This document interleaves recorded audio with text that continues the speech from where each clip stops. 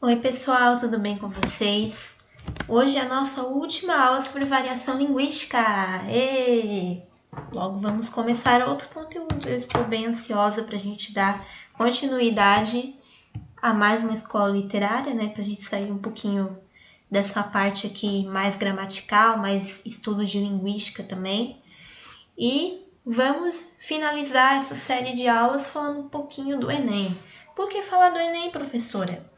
Eu não sei se vocês querem fazer o Enem ainda esse ano, né? Mas para quem quiser ainda fazer esse Enem que está se aproximando aí, é bem importante essa aula, até porque variação linguística é um conteúdo que costuma cair bastante. Então hoje a gente vai resolver algumas questões do Enem sobre variação linguística. Eu também deixei um documento lá com algumas questões para vocês resolverem no caderno, né?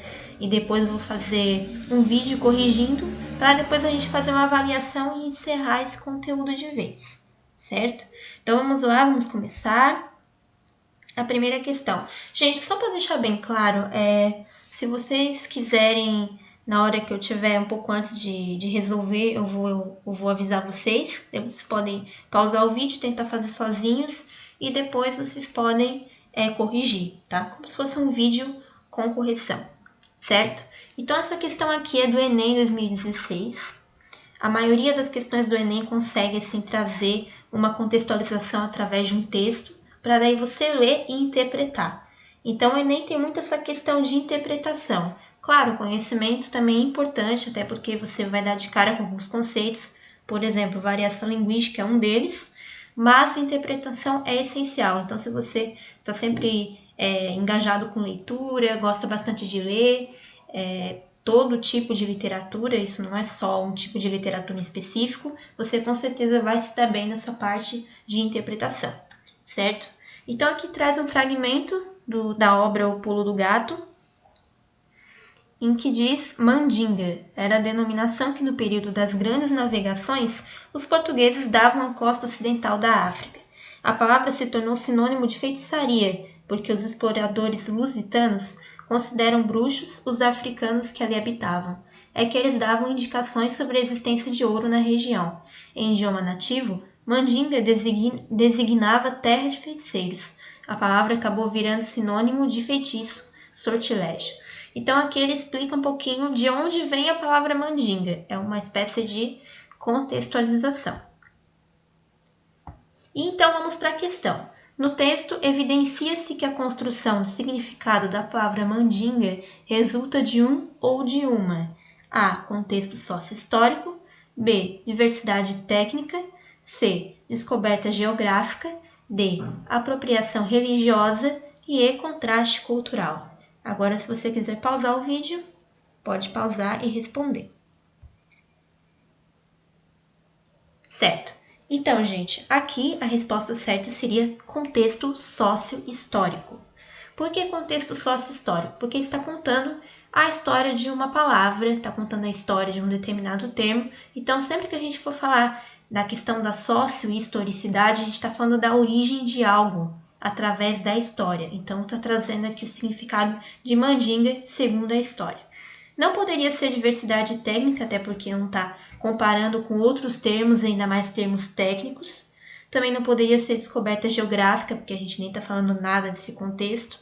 Apropriação religiosa, não. Essa parte até poderia confundir, porque ali no final ele fala sobre a questão religiosa, mas não tem nada a ver. E contraste cultural, também não, porque não está comparando nenhuma cultura com uma outra, certo? Agora vamos para outra questão, Enem 2009. Aqui traz um fragmento da obra A Língua de Eulália, tá? Do Banho, do senhor Banho, Marcos Banho, né? Não sei se vocês lembram dele lá daquela aula que a gente fez sobre preconceito linguístico.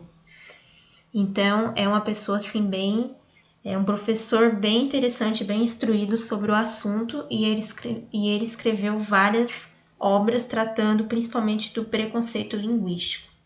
Então, vamos ver um pouquinho. Vera, Silvia e Emília saíram para passear pela chácara com Irene. A senhora tem um jardim deslumbrante, dona Irene, comenta Silvia, maravilhada diante dos canteiros de rosas e hortênsias. Para começar, deixo a senhora de lado E esqueço dona também, diz Irene, sorrindo. Já é um custo aguentar a Vera me chamando de tia o tempo todo. Meu nome é Irene. Todas sorriem. Irene prossegue. Agradeço os elogios para o jardim, só que você vai ter de fazê-los para Eulalie, que é quem cuida das flores. Eu sou um fracasso na jardinagem. Certo, aqui é só uma espécie, né, de fragmento adaptado. Então vamos à pergunta. Na língua portuguesa, a escolha por você, ou senhor ou senhora, denota o grau de liberdade ou de respeito que deve haver entre os interlocutores. No diálogo apresentado acima, observa-se o emprego dessas formas. A personagem Silvia emprega a forma senhora ao se referir a Irene.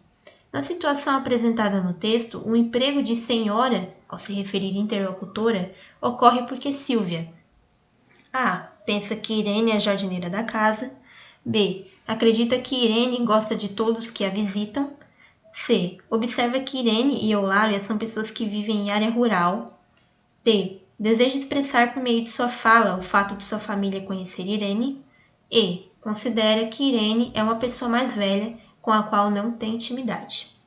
Certo? Agora vocês podem pausar para poder responder. Pronto? Deu tempo já de responder? É que eu tô contando com a ideia que vocês estão pausando, é por isso. Tá? Então vamos lá, a resposta certa é a E. Considera que Irene é uma pessoa mais velha com a qual não tem intimidade. É uma questão de respeito, né? Chamar de senhor, senhora, né? Muitas vezes, às vezes, né? Muitas vezes, às vezes, não quer dizer que a pessoa é velha. Tem muita gente que diz, a senhora está no céu, que se sente velha ser chamada de senhora. Mas não quer dizer algo, muitas vezes, não quer dizer que tem a ver com idade, e sim uma questão de respeito, chamar de senhor ou senhora. Então, aqui no caso, poderia-se dizer que considera que Irene é uma pessoa mais velha com a qual ela não tem intimidade.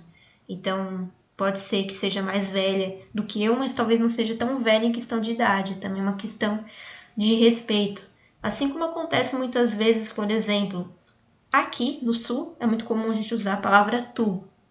Só que eu não sei se acontece com vocês, por exemplo. A minha avó, ela não gosta de ser chamada por tu. Ela acha que é falta de respeito. Então, tem essas questões muito culturais, sabe? Ela quer que chame de senhora, quer que chame, enfim, uma questão de respeito também, não por questão de idade, mas por questão de respeito.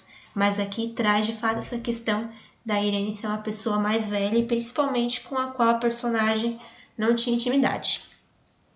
Nas outras questões, pensa que Irene é a jardineira da casa, não tem nada a ver, em nenhum momento ela demonstra isso. Acredita que Irene gosta de todas que a visitam, não tem nenhuma parte que possa se chegar a essa conclusão.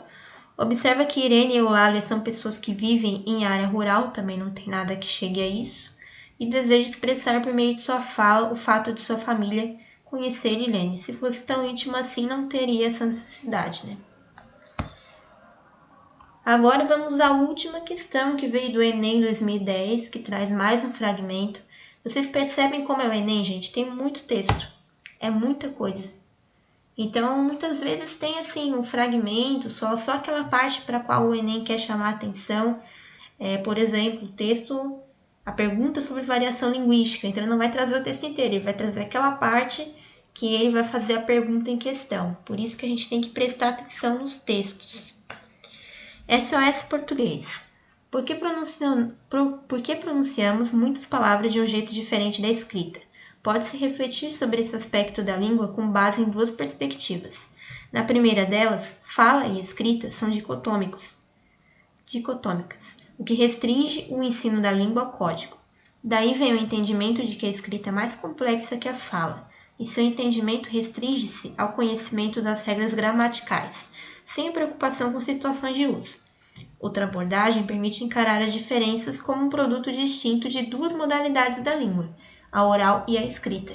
A questão é que nem sempre nos damos conta disso. O assunto tratado no fragmento é relativo à língua portuguesa e foi publicado em uma revista destinada a professores. Ok, aqui já temos uma informação para contextualizar. Então, esse aqui é um texto, assim, mais científico, né? Entre as características próprias desse tipo de texto, identificam-se marcas linguísticas próprias do uso. Então, aqui a gente está falando principalmente de linguagem formal, certo? Então, vamos para as alternativas. A. Regional, pela presença do léxico de determinada região do Brasil. B. Literário, pela conformidade com as normas da gramática. C. Técnico, por meio de expressões próprias de textos científicos. D. Coloquial, por meio do registro de informalidade. E. Oral, por meio do uso de expressões típicas da oralidade. Certo? Agora vocês podem pausar e tentar responder. Voltando, a questão C é a correta. Técnico por meio de expressões próprias de textos científicos. Na verdade, a resposta, para quem conseguiu interpretar bem, ela já está ali no começo, já na contextualização. Ele já está falando que o fragmento é retirado de uma revista destinada a professores. Então, quando é destinada a... Quando é um artigo, quando é um texto destinado a um público em geral, quando eu digo um público em geral, eu digo geralmente uma profissão, assim, professores, advogados, engenheiros, né?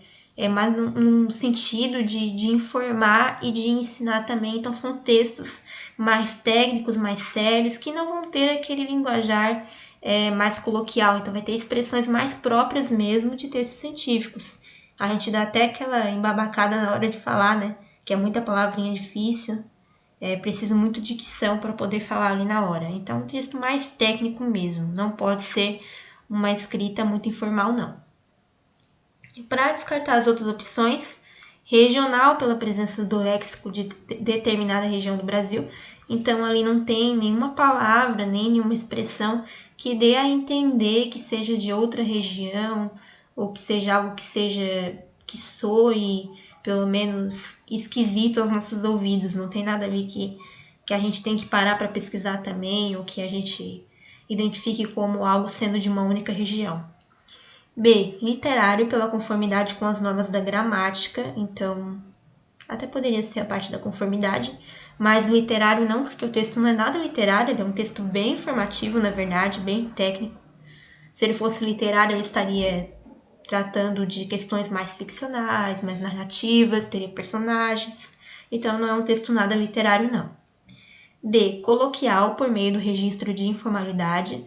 Como vocês podem ver, o texto não é nada informal, não tem gírias, não tem palavras, vamos dizer assim, de uso do dia a dia. Então, é um texto assim, mais técnico. E oral, por meio do uso de expressões típicas da oralidade. A gente fala muito informalmente, a gente não fala como se estivesse pontuando as coisas. Então, não tem nada a ver com registro oral. Certo, gente? Nossa, esse vídeo ficou mais longo do que eu esperava, como eu gosto de falar. Mas, gente, por hoje é isso. Estamos encerrando essa aula com esse último retorno sobre as variedades linguísticas e espero que vocês tenham gostado desse conteúdo muito tranquilo. E na próxima aula a gente vai fazer uma avaliação, se possível. Vou pensar em algo mais simples, não uma avaliação prova totalmente dita, mas sim uma atividade valendo de 0 a 10, a gente vai pensar em alguma coisa. O conceito de prova meio que me assusta, certo? É isso, bons estudos a todos e se quiserem me mandar lá no WhatsApp ou no Classroom quantos vocês acertaram, vai ser muito legal saber. Beijo!